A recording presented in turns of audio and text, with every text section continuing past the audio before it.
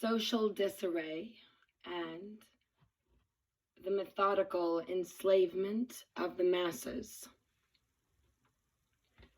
For the most part, urban cities and communities will become little more than death camps for the afflicted, as well as those individuals who are considered dissidents and dangerous to the official policies of the state.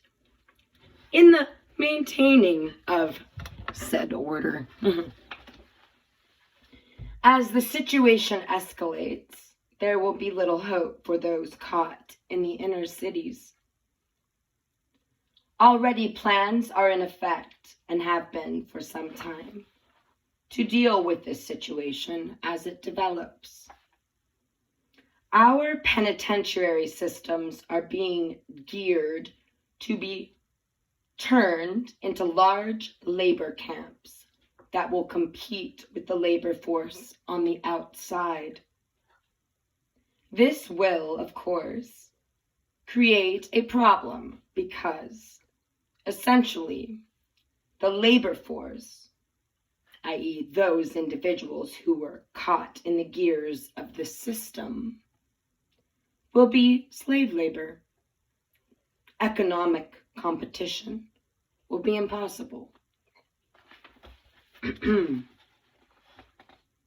We will see the formation of a special federal environmental program, and as well a security program that raises itself once again above the law. This organization will be formed to deal with problems resulting from the abnormal weather conditions. This organization will have carte blanche power to take over cities when dealing with technology to cope with the environmental problems. There will be no way to intervene with this organization. I beg to differ, but this is a vision, so respect. As Ghost Wolf says, there will be no way to intervene with this organization, and in many areas, they will render dictates of martial law. This organization will create a new interpretation of national emergencies, allowing the president to act with dictatorial powers. The soft invasion. For a period of time, it will be such that the third world people and countries will suffer greatly at the hands of technologically advanced nations that have the upper hand in controlling the governments of those countries.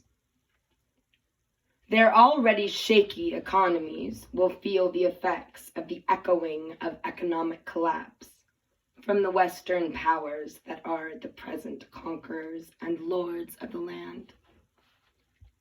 These will be replaced at first by an international NSO group, which will eventually allow for the emergence of the intergalactic representatives who truly run the game of illusion.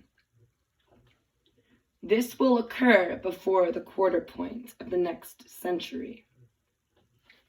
The old power lords orchestrating the recent emergence of the corporate reality have set up a matrix by which they are in total control, manipulating the actions of governments and those placed into key positions to comply with this program. This is the subtle, often unseen, but all-encompassing matrix for world enslavement and the eventual termination of the masses by the few elite class members who believe they would have the blessings and protection of the galactic order. As it is now, the world is manipulated by illusion on almost every conceivable level. Those in power are very few in number. Yeah. This small group of self-appointed elite control all the media, and thus they control the banks as they once controlled the churches. Thus they control the population. Now, they would seem to seek control of the heavens themselves, like harp. Angels don't play that harp. And yes, even our sacred mother, through harp, elf, ELF, and other frequency-originated technologies. Those presently in control of world governments have little or no fabric of spirituality, save materialism and the desire to live forever in their lust. They have their agendas and take their orders from those above them. Nothing has changed in 10,000 years, only in external appearances. What occurs today was seen 10,000 years ago, for there are those who understand the nature of time and used that knowledge for their own means. We are simply playing out the scenario of every possible potential. We have reached the end of the purpose of limited experience, and there are those who would hold on to this dream even at the cost of destroying themselves. Also, it will be admitted, many of the pathogens and emerging viruses will have somehow infected. I hate this part.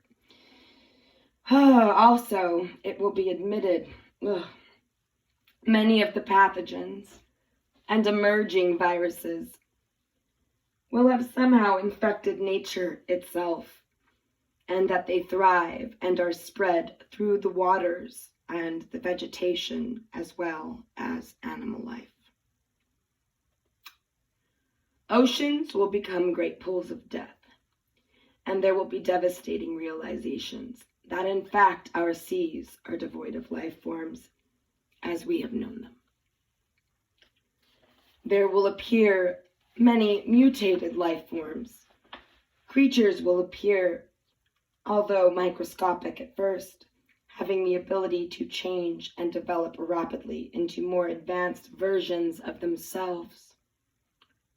What we call monsters will be seen with increasing frequency.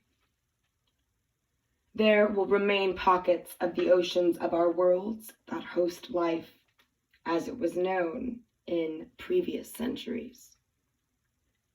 These oceans will become sacred places to the people of Earth in these or those times. There is much presented in my book, Last Cry, on social changes. It all still holds true and is not off the mark.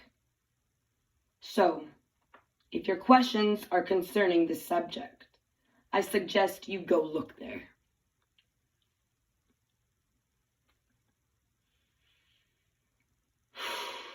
It's a tough book to read, that's for sure.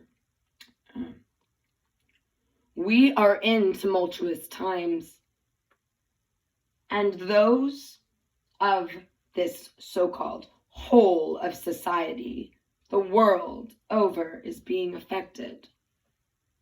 As you view things and events in the near future, keep in mind, all might not be as it appears.